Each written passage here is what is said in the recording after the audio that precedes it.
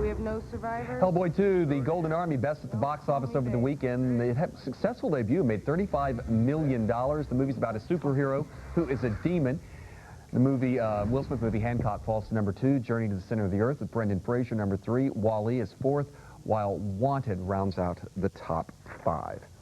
Well, we know this. Hellboy's going to have a heck of a time staying on top. That is because the new Batman movie opens this week, The Dark Knight, and it's getting all sorts of hype. Joining us this morning is Pat Potter. He's the owner of Comic World in Largo, and we say good morning, Pat. Good morning. All right, movies like this one, good for the comic business, bad for the comic business, or pretty much indifferent, doesn't matter? Well, I think the comic movies are pretty good for the comic business. It draws in a lot of comic book fans into the theaters, and at the same time, it brings in people into the comic stores who are looking for a comic book to pick up for one of their kids, or just to, to get interested in their childhood, a little nostalgia.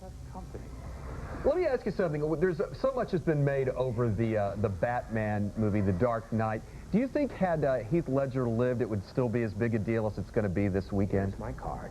Well, I hate to say it, but no. I think that the death of Heath Ledger affected the movie, the notoriety of what's going on. I've never heard of theaters wanting to open up extra times to get more crowds in.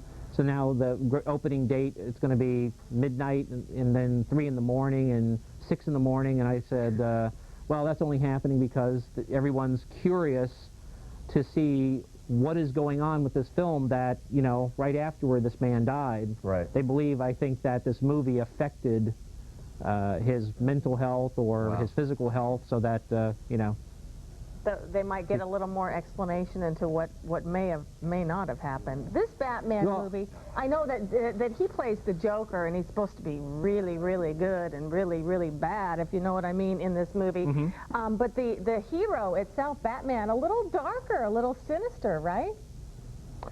Well, they're going into they're borrowing from the comic by Frank Miller, who's best known for Sin City and the 300.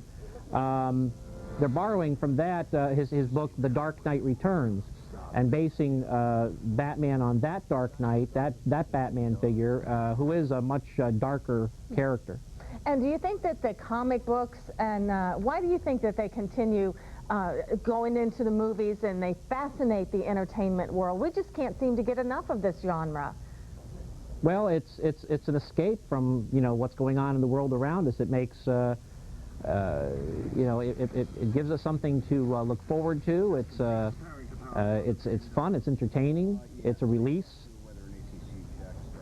All right, well listen, thank you. We'll wait and see what The Dark Knight does over the weekend, but I think you're right. I think a lot of people are going to be going to see this movie. I think it's going to be spectacular.